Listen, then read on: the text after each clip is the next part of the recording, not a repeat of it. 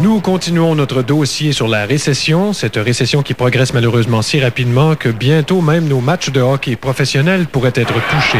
Eh bien, Richer il reçoit toute une mise en échec. Oh, effectivement, Richer reçoit un chèque et il rebondit sur la banque. Et on voit ici de la façon que Neely a plaqué Richer qu'il y a de la jalousie de salaire là-dessous quand même. Là. Ouais, t'as raison, Roger. Je pense qu'il l'a un petit peu plaqué argent, là. D'ailleurs, on regarde Richer se lever, il est complètement cassé. Effectivement, il semble souffrir d'une fracture sur le bras. Et là, Carson qui...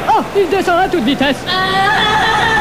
Eh bien, oui, Roger, on voit Carson ici utiliser la technique Tarzan pour pas trop user ses patins quand même au prix que ça coûte. Il lance et c'est un arrêt de paiement. Ah oui, Roger, ce paiement est vraiment dû pour faire une bonne carrière. Et le voilà qui conserve la rondelle. Ah, bien sûr, au prix où sont les rondelles, on devrait tous les conserver. Effectivement. Il fait du bon travail, ce Cerbère. Tiens, parlant de Cerbère Léonard qu'on voit assis dans la foule, là. Ah, je pense que oui. Il est accompagné de Michel Richard qui Cerbère la face avec son make-up. Ah, c'est une belle femme, Michel Richard, quand même. Ben, c'est sûr, Roger, qu'au prix où sont les opticiens, on peut comprendre que tu portes pas de lunettes.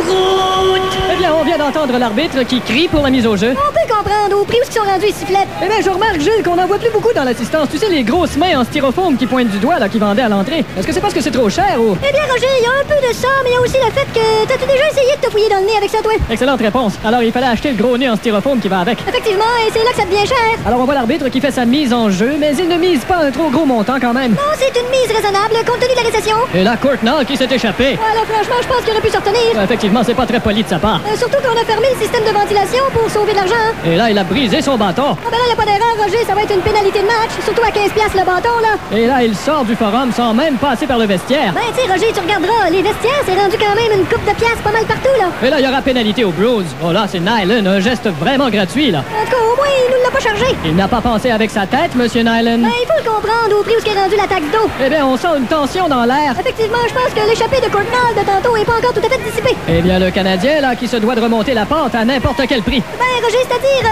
Pas à n'importe quel prix. Oui, t'as raison. Surtout qu'à la période, il reste... combien qu'il reste, là? Difficile à dire depuis qu'ils ont enlevé le chronomètre. Ouais, c'est vrai, ça coûte cher, ça. Le temps, c'est de l'argent.